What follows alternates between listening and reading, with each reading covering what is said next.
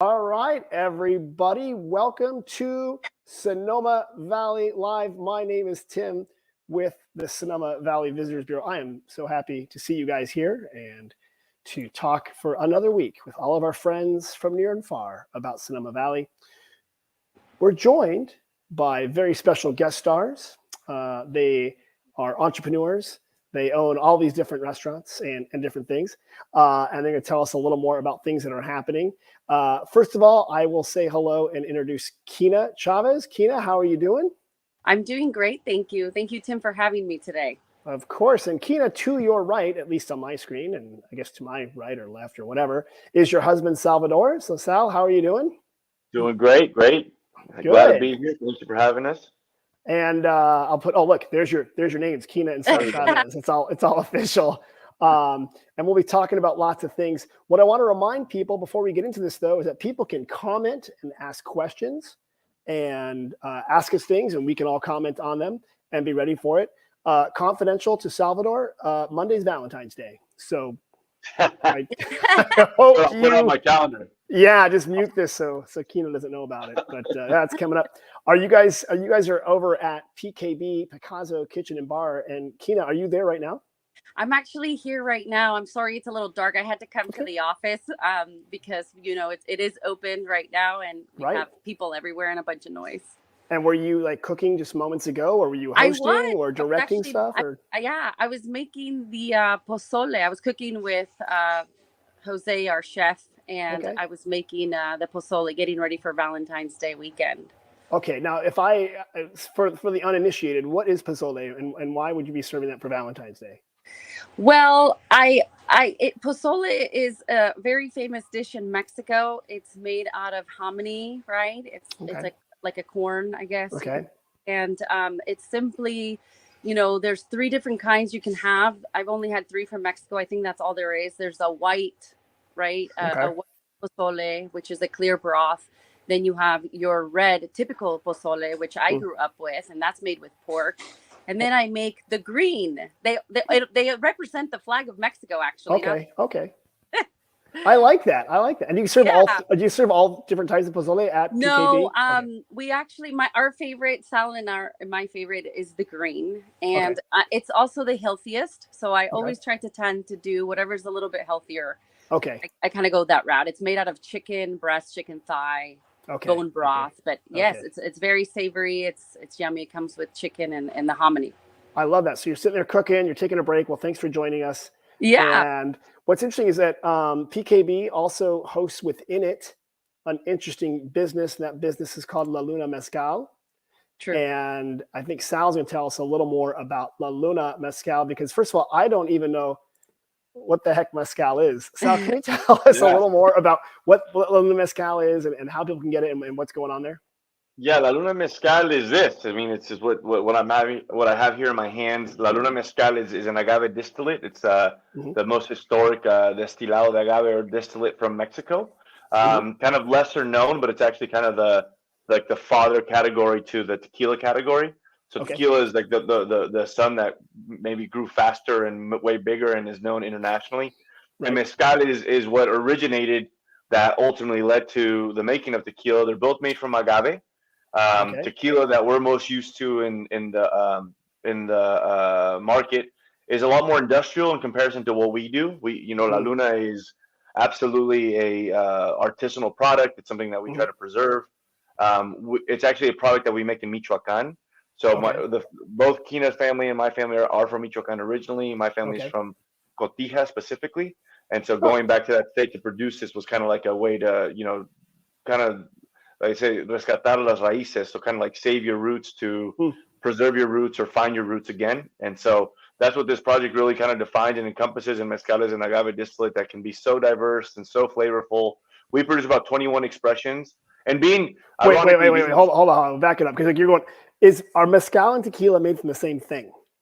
They can be. So I have one of our expressions all our labels are always going to say La Luna because that's a brand. But down here you're going to see what agaves we use to make it. So this one might be a better example because it's single varietal. But this one says Espadincillo. So this is a type of agave we used to make this. So if you think about this, like I'm going to do a little bit more here. If I go here and you look at these different labels, I always tell people. Go a little wider. There we go. Now we're going to see them all. There you go. So I always tell folks, if you kind of thought this as the wine category, red wine, this could be your Pinot, this could be your Merlot, your Cab, right? And the difference is simply the grapes, right? In this case, it's the agave. So it's different agave. Agave, there's about 200 different species of agave you could use to make mezcal. Okay. And we work with about 6. And so that's what people don't know, and maybe where like it gets confusing. But agave is both what's in the raw material that's used to make tequila and what's used to make the mezcal that we produce. So is agave, I think I've seen it, sometimes they call them piñas or something like that. They look like pineapples, but they're like these cactus-like looking yucca plant thingies. Yeah, they're actually closer to yuccas. They're actually succulents. So cactus being a completely different category, but they're succulents. And once you shave off the leaves, you get to the part where people reference it as the piña of the agave. It's like the heart of the agave. And that's what you actually use to cook. You have to roast it or cook it to make it to make their sugars fermentable. And mezcal is characterized as being smoky, but just like anything else, there's levels to it. Okay, like Scotch kind of has different levels of the smokiness. And even if you think about like Chardonnay, some people would say Chardonnay is buttery, but not all Chardonnay is buttery, right? Like it all depends on what the producer is trying to highlight, how they produce, and what they're going to pull out of their process. So let me ask much this. more mild than smoke. Okay, so you've got this mezcal line, La Luna, which I like because Sonoma Valley is called the Valley of the Moon, right? And using my advanced knowledge of Spanish, La Luna means the moon, right? Thank you, Google Translate. Yeah. You've got these. This is from your family's area of Michoacan. You're bringing the tequila here. Can people like how do they get the tequila? Excuse me, the mezcal. Oh my God. Okay, this is it. This is the worst. I ruined the whole stream. I'm so sorry, sir. So how do people get the mezcal and be able to taste it if they're here in Sonoma? So there's various ways. I mean, the deepest expressions that we have available are at PKB, Picazo Kitchen Bar. There we have at least 7, if not 8 expressions. Sonoma Market has 1 expression always available for purchase. There's different restaurants and bars that in Sonoma that might have 1 or 2 expressions, but the deepest line would be at PKB. And the idea really with the brand and what we do is we actually produce this product. It's not something that we actually just source and bring up. We produce it in Mexico. I actually go down there once a month, sometimes twice a month to produce it.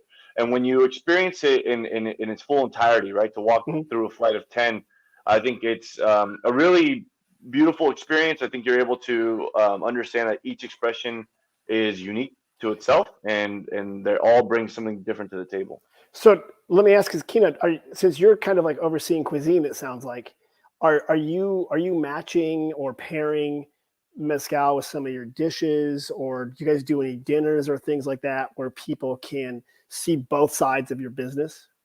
Oh yeah. So actually we've been trying to do this for quite some time, and we finally were able to host 2 of them in the last couple months, but we're trying to do mezcal tastings at PKB on a regular basis. So about every other month, the last Thursday of the month. And honestly, the last 2 we've had, they've been so successful. People that knew nothing about mezcal just leave with an open mind. And of course, Sal's so great at doing these educational presentations. And, I designed the menu with Jose. But yes, it's really fun to just kind of pair up with some yummy food. But the experience overall, I highly suggest it. If you know nothing about mezcal, don't be scared because, it's smoky or, a spirit. It's simply really, really, really nice once you get, the food and the education part together. It makes a lot of sense for people. And so here's a question. And I think in most, Americans' minds, spirits are something you shoot, or so you do a shot. Like usually Americans do like a shot tequila, or it's like in a margarita. Is mezcal something that you sip, or is it a blended for cocktails, or is it served over ice? How would someone approach mezcal? So it's kind of both, right? So we have, like I mentioned, 21 expressions we produce. There's 1 expression that across the country is being used a lot in cocktails. That has a lot to do with affordability, flavor profile, a lot of different things. But most people are introduced to mezcal in a cocktail first in the United States of America. That's just what happens. And to Carmen's point, once again, it actually mezcal and squirt in a variation of that can be known as a paloma, and it's really tasty. And we at PKB make a really delicious paloma from fresh grapefruit juice. So it's a little Wait, isn't a different. paloma a dove? It is. Yeah. So there's a drink called a dove. We're like downing a dove as our cocktail. Yeah, but it's kind of like it's the second most popular cocktail in Mexico behind margarita. And it's honestly very dynamic and delicious. And the mezcal pairs really well with the grapefruit and the citrus, and just balances it all out really well. So most people drink it in the cocktail first, but mezcal in its true essence, like the history of mezcal to my family and myself, what I remembered was a sipping experience. And so that's kind of what our brand represents. Everything is we it do, over ice or is it like served neat? Usually neat, room temperature. That's why I always try to reference it. That's why I always try to reference it as like red wine versus white, because in the white wine world, you usually would put in the chiller, and in the red wine, it's usually room temp. And so mezcal is best served room temp, neat, without ice, and you want to sip it. You know, conversations with my father, my grandfather, now with amongst my friends, Kina and I, we always sip mezcal, and we do this over the course of hours instead of shooting. Because you guys share 2 businesses or 3 businesses and you have kids? Yeah, something like that. Let me ask this, because we're getting it this weekend. A couple things. We already mentioned Valentine's Day is coming up, and we'll talk about that for you guys. But actually, more important or less important, depending on how you look at it, we have the Super Bowl coming up.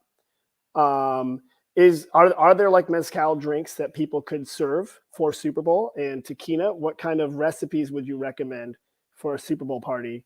Because we have to root against LA, because that's I don't know if you guys grew up here in Sonoma, right? If I recall. Yeah. So so you in your blood, you know that you have to, even if you got to support California, but at this point you got to root against LA because they, you know, beat the 49ers. So let me go. Are there mezcal drinks or something people can serve? Like I know like ponche is something people serve around Christmas time. Is there something you could do with that for a party, or how would you do that? Yeah. I would suggest, so, you know, depending if people want to pregame, right? Now people like to pregame. Right. My favorite things to do, believe it or not, is a mezcal screwdriver. Really? So it's obviously the best with fresh squeezed juice, orange juice, and literally it's 4 ounces of orange juice, 2 ounces of mezcal. It's such a great drink. You could add some mint to it. I think that would be like an early drink. You could splash some sparkling water. That would be a great drink. But as far as cocktails with mezcal, the easy way is to make palomas and margaritas with mezcal. Definitely. Okay. I mean, don't mess with success, right? Don't mess with success. Keep it simple. Okay. I like that. All right. And then, so let me ask, what kind of food, I know you guys work in the restaurant business, so now you're like, oh God, we got to talk about food for home. But if, let's say theoretically, you actually had a day off, and theoretically you were going to hang out with friends and watch the Super Bowl, what kind of stuff would you serve? What would be the thing? What's the Chavez special that you go for? Yeah. You know what? Just like I would say the menu can be kind of quite diverse. Just like what we serve in at PKB, right? But I'll let Kina speak to it, because I think even the burgers we made last night would make for hearty good food on Super Bowl day. Yeah. You know, it's really hard to say because we just make different things all the time. And there's, I guess for right now, it'd be really fitting to do our birria nachos. Okay, so birria is a big thing. Explain to me what birria is, because what is it? It's usually something that's made from either. Typically, a lot of people would reference goat as like a traditional birria from certain regions. We use beef, a little bit more sensible, just easier to grab. But it's kind of like a stew. You're gonna braise meat in a liquid that basically consists of a lot of chiles, cinnamon, different baking spices and different savory spices, and it just complements it really well. And ultimately, you're getting like a really red, rich broth. And that's what the base of like all the tacos being red. When you see the birria tacos, it's because the tortilla first gets dipped in that stew, which has a nice grease component to it, and then you simmer those, or you cook those tortillas, and they get red with the meat inside. And so it's become known really a lot for tacos. Birria tacos become they're very hot right now. Everyone's got birria tacos. Yeah. And like a lot of cheese, it's also fried on top of it and folded up. Yeah. Is that but is you that could like an have actual enjoyed dish? it in stew before. Yeah, you could have just enjoyed it with stew. It's actual dish. Yeah. Okay. But why are like birria tacos everywhere right now? It's just the food trend that seems to be going so on good right now. Yeah, they should be everywhere. They're so good.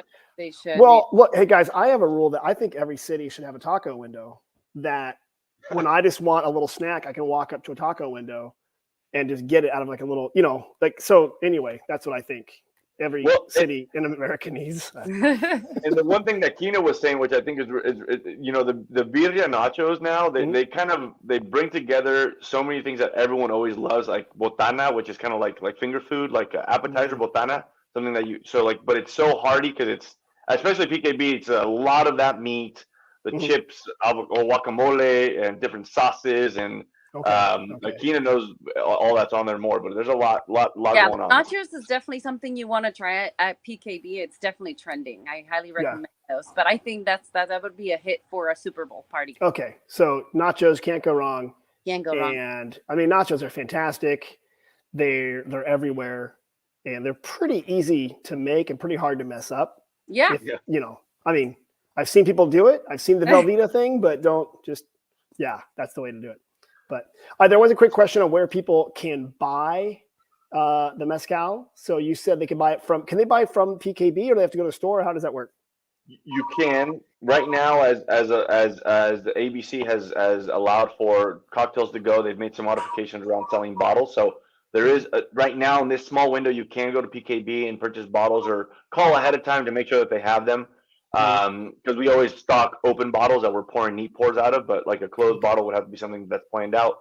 We also do have a website. It's shop.lalunamezcal.com, and that takes you to a site that's actually, it's a site in a warehouse that's based out of LA, and they deliver everywhere in California and a bunch of other states across the country. Can they get there from your main lalunamezcal.com/USA? If you go to that website, lalunamezcal.com/USA, there's a shop for bottles link. Okay. And that'll take you to this pop-up, that store I'm mentioning, and you can choose. There's so many different expressions. Yeah. Okay, I want to switch gears. Monday, Valentine's Day. Is there still availability at PKB for Valentine's Day? Are people out of luck, and should they have planned ahead and they're awful, or is Tuesday the new Valentine's Day? Like, what's going on over there? Yeah, so we actually have Valentine's Day special running from today, Friday the 11th, through Monday the 14th. Okay. Excited to, just because a lot of people aren't able to do stuff on a Monday. Right. It's kind of a funky day, right, for people. But yes, so we have that special running. There's still plenty of room. Luckily, we have a very big space, indoor space, with a lot of nice booths. So it really gives us the flexibility to add a lot of people. But yes, we have a special going on right now. Okay. And Kina, let me ask you, if like, aside from PKB, if someone wanted, like in your mind, a really good romantic getaway in Sonoma Valley, what would you recommend? If someone asked you, hey, I want to do a really special Valentine's Day, what should I do? What would you recommend? What would I recommend? Yeah, what would you recommend? It could be anywhere, right? You're saying you can recommend whatever you want. Like if you're like, I think this would make a really good Valentine's Day. What would you recommend? Go ahead. Gosh, that's hard. Yeah, what in your idea, theoretically?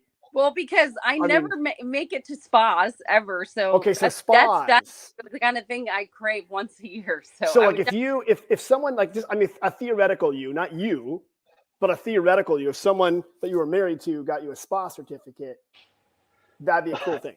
That would be amazing. Yes. Okay. Get a couple of massage, or if we do a whole weekend, we can go to wine tasting. 3 Sticks is one of my favorites. Okay. That's what I would love, to drink some nice wine. Okay. And as far as dinner goes, you can mention other people. You can mention other restaurants. Of course, we'll allow you. Yeah. We love to eat out. What restaurants, Sal? You know what? Sounds like what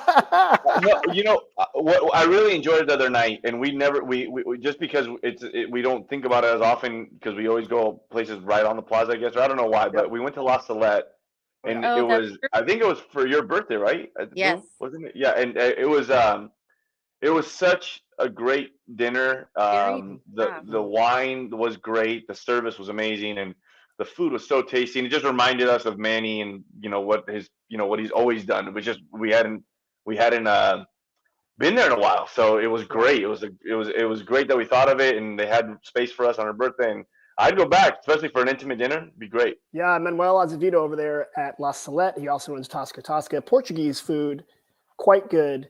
And Manuel's been doing it for a long time. Yes. We had someone give you a tip, Sal. The Fairmont. It's not too far down the street from. And they have an enormous spa, beautiful. Oh yes, we love that yoga. Spa. Yeah, that's a good one. A so one. Just all right. Oh shoot, Kina heard it. Never mind. Oh well. All right, so here's some other things we got going on here. You guys got a few more minutes to stick around. I know you probably got to start cooking. I'm gonna have to take off, but thank you so much. I'll stay on. Great. Kina, we just want everyone to stop by and go to PKB because she's back there with Jose. You said the chef's name was Jose? I'm sorry. Yes. Okay, so you guys are choosing the cuisine, so everyone should stop by at Picazo and say hello to you. So thanks for stopping by. Yes. And we'll talk to you soon. All right. Happy Valentines. Bye-bye. Okay, so here we are. Good. Okay, Sal, she's gone. So now here we go. You game plan real attack. I like it. And by the way, here's more information about La Salette restaurant that we got from there. But let me move that. Okay, so what I want to talk to you about. Have you noticed that it's a little yellow out there in the vineyards? Yeah. It's mustard season. Now you grew up here, right? Like you grew up in like high school and stuff? Okay. So it's February, March. It's really green and beautiful and stuff like that. What I want to show, if I can do this right, is like some of what pruning looks like. People don't know. People are out in the vineyards right now cutting things, right? And they're cutting these canes to get them ready for it. I'm going to show this quick video, and hopefully we can talk about it and show it. I went up to Gun Bun today and shot this, so Gunlock Bunchu. So let me show this. If you could unmute your mic, Sal. There you go. Good. So you can kind of see what's going on here is that they've got the cover crop in there. These are not yet pruned, right? These are trellised vines. And they plant this green plants there. This is the other side of the street where they've pruned it. You can already see here. It's all pruned. Yeah. And that's getting it ready for next year. This is really hard work, and it really shows the dedication for the grape growers and the farmers that are doing that. When people come visit, they often ask me, "What are those group of people doing out there in the vineyard?" And I'm like, "They're getting ready for the next vintage, right? They're preparing for it." And it's so beautiful to have the mustard fields just going over there and stuff. When people are making mezcal and they have it's the agave plant, right? Yes. Do they have to go through a process of caring for the plant or pruning it or do anything like that, like grapes, or does it just kind of grow and then you harvest it and then the work happens? There's two sides to that equation. Like for example, in this batch this is Chino, it's an agave or maguey, Chino and agave. Mm-hmm. That for us is usually 100% wild. So in the case of wild agave, you wouldn't do much work to it, quite frankly. It's something that you're going to go find out in the wild, and then you're going to have to figure out maturity levels based on some eye tests that like literally you're going to literally looking test, like an eye test, like okay, that one's mature, that one's not, and so it's a lot more work. It's and they actually produce amazing mezcal ultimately. Wild agave usually struggles more. They have a lot of competition around them, like kind of the video you showed where there's a lot of the grass or the mustard in between, and then you don't care for it to some degree. That's competition to the vine itself, right? In the world of mezcal, it's the same thing, or agave, where there are going to be trees next to a rock or something, and so it's in rougher terrain. Okay. But they struggled more, and the struggle, sometimes we benefit from it ultimately in the flavor profile that we can create with it. Okay. On the other hand, they're cultivated crops of agave, and in that scenario, you are going to take care of them. You're going to, same thing, kind of prune through the middle of them, keep it clean around it. Natural organic fertilizers that we use to, support them. But typically, mezcal is not a crop that really requires a lot of water. Just a natural rain would be enough of the year. Okay. But the one thing about agave is that at a minimum level, it takes 5 years for an agave to mature. Some agaves take as much as 25 years. So How big is an agave? They look enormous. When I see like these big, like it almost looks like a roofing tool you guys are using to chop away at the leaves and stuff. And It varies. They vary. There's some agaves that can weigh as, maybe 50 pounds, right? Or maybe a little bit more, but there's some that weigh 1,000 pounds. Okay, So that's crazy. yeah, and they all vary in yield. Like I said, the reference to wine is so relevant because even in that sense, each varietal of grape provides such a different flavor, ultimately. And there's from winemaker to winemaker, there's differences, but there's always a lot of overlap. Like Cabernets have a unique characteristic we all kind of know. And when you order a cab, even if it's a brand you don't know yet, you might expect something because it's a cab, right? Okay, Same thing. I like that. Yeah. I like that. I think that's maybe next time you go down to Mexico, you can take some video for us and we can bring it back and talk about it and show us the number. That'd be kind of cool. And I think I saw a photo of you like on a mule with like the traditional way. It was on your website or something like that. Or yeah, that was actually just a horse through the agave field.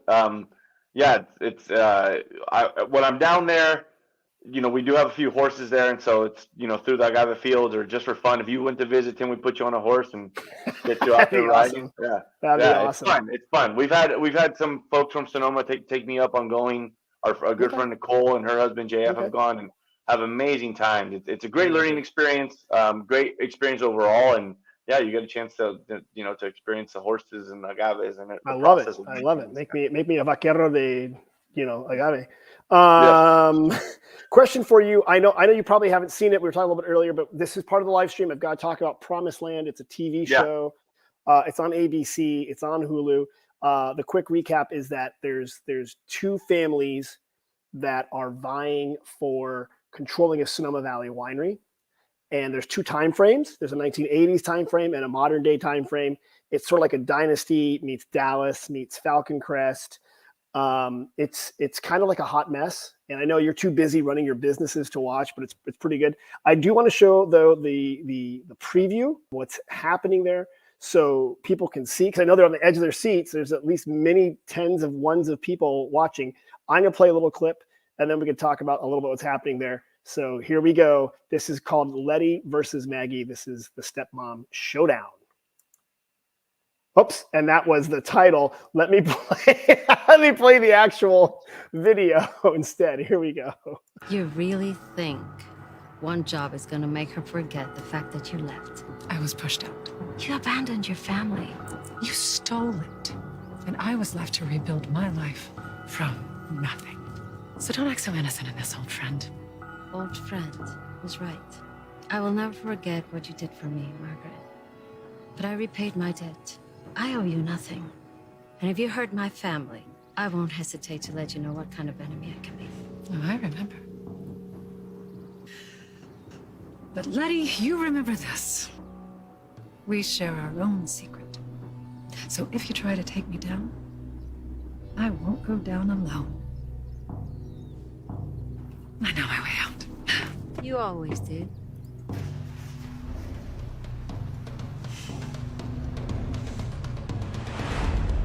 Whoa, what is going on there? What? Drama. So, yeah, drama. So basically, the woman that was seated who didn't get up and show herself out, her name is Lettie. The actress's name is Cecilia Juarez, and she is from Mexico. She's in some other shows. Hopefully, Jose, who works with me, not Jose, who worked with you, is watching and remind me the name of the show, but it was something like Casa de las Flores or something. She's got a Netflix show that's really funny and dramatic funny and stuff like that, and she's quite good.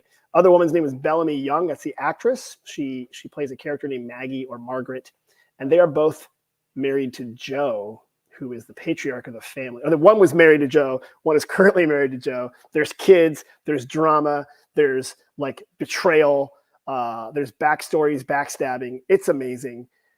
Sal, I feel like you really need to watch this show because that way the entire viewership will get up to at least 2 or 3. So if you can please, hop on the Promised Land wagon and watch it. Oh, look, La Casa de las Flores. That's the name of it. Okay. Gosh, wow, they are good out there. Which is on Netflix, and Jose told me it's quite funny. It's pretty good. Okay. But the TV show is set in Sonoma Valley. People can watch it on ABC or on Hulu. For people who don't know, again, so much drama happened this past episode that you really should watch it. And I know if you had a Paloma and you had to sip every time something dramatic happened, whether it was the son who's gay, who was cast away, who came back, who they hired his old boyfriend, but the boyfriend didn't come out at the same time as he did, and there's a whole bunch of drama around that. Or there's literally a priest that dated someone else, and now he's back. But before he was a priest. Yeah. I mean, yeah. Sal, I know I'm selling this on. I mean, you're like, Tim, I have to watch this show. You're building up nicely. Yeah, thank you. You're like, it's like basically like the A-Team. If you and I were kids, we would love it, but not at all. So I would encourage people who have been watching Promised Land to comment. Let us know what you like about it. Nobody got thrown in a pool. There weren't any drugs this time, but there were insinuations of a shooting, which is pretty exciting. Sal, I can't believe you're not watching it. I honestly can't believe it. Yeah, but I don't watch much, to be fair, so I'm not discriminating against the show. What was the last show or TV show that you watched? Over the course of a really long time, the last series we watched was Narcos. Oh, yes. Did you? Okay, so Narcos, the one that was set in Colombia, or did you watch the Narcos Mexico? No, which was like Mexico. Okay, yeah, so that was like the second. That's a fantastic series, and I think did the guy from the original Narcos go to Narcos Mexico? I remember Pedro Pascal. He's a Chilean guy. He was in Star Wars. I can't remember if he's in the Mexico one or not. Someone will comment and correct me. That was the last one you watched? Yeah, and it was over a course of a really long time. You know, Kina's had her favorite of shows that she's been on here and there. Mm-hmm. I keep myself pretty busy, and at times I literally compromise with her on like, okay, let's choose one, and I'll make sure I watch it with you when we have time. You know, kind of thing. You're not an idiot. You don't compromise. You listen and you do it. Yeah. Valentine's Day is coming up, and you better go to the spot. Right. What I would like to see, and Sal, you're kind of a guy who gets stuff done. If you could work on zombies set in wine country, I think that would be a great. I don't know who would watch it. I know I would watch it. I want to be one of the background zombies. Maybe you can get somebody to do it.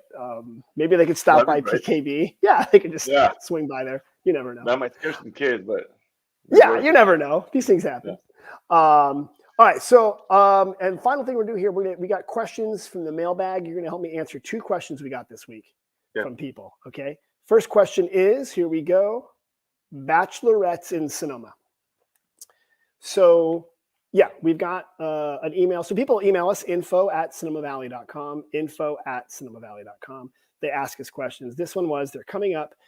Unfortunately, they're staying not in Sonoma Valley. They're staying over the hill, just east of Eden in Napa. But they want to come over and visit. And their friend of a friend said, what should a bachelorette group do in Sonoma? So if you were planning that, what would you recommend some people do?